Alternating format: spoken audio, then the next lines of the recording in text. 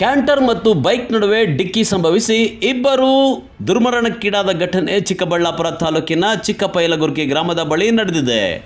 ಮಂಗಳವಾರ ರಾತ್ರಿ 9:30ರಲ್ಲಿ ಈ ಅಪಘಾತ ಸಂಭವಿಸಿದ್ದು, ಅಪಘಾತದಲ್ಲಿ ದಾಸರೇನಹಳ್ಳಿ ಗ್ರಾಮದ 45 ವರ್ಷದ ಗಂಗಪ್ಪ ಮತ್ತು ಚಿಕ್ಕಪೈಲಗುರ್ಕಿ ಗ್ರಾಮದ 50 ವರ್ಷದ ಮುನಿರಾಜಪ್ಪ ಸಾವನ್ನಪ್ಪಿದ್ದಾರೆ. ಬೈಕ್ನಲ್ಲಿ ಸ್ವಗ್ರಾಮಕ್ಕೆ ತೆರಳುತ್ತಿದ್ದಾಗ ಈ ದುರ್ಘಟನೆ ಸಂಭವಿಸಿದ್ದು, ದಿಬ್ಬೂರಹಳ್ಳಿಯ ಕಡೆಗೆ ಹೊರಟಿದ್ದ ಕ್ಯಾಂಟರ್ಗೆ ಈ ವಾಹನ ಡಿಕ್ಕಿಯಾಯಿತು ಎನ್ನಲಾಗಿದೆ. ಇನ್ನು ಘಟನಾ ಸ್ಥಳಕ್ಕೆ ಪೆರೆಸಂದ್ರ ಠಾಣೆಯ ಪೊಲೀಸರು ಭೇಟಿ ನೀಡಿ ಪರಿಶೀಲನೆ ನಡೆಸಿದರು. ಮೃತದೇಹಗಳನ್ನು ಚಿಕ್ಕಬಳ್ಳಾಪುರ ಜಿಲ್ಲಾಸ್ಪತ್ರೆಗೆ ರವಾನಿಸಲಾಗಿದೆ.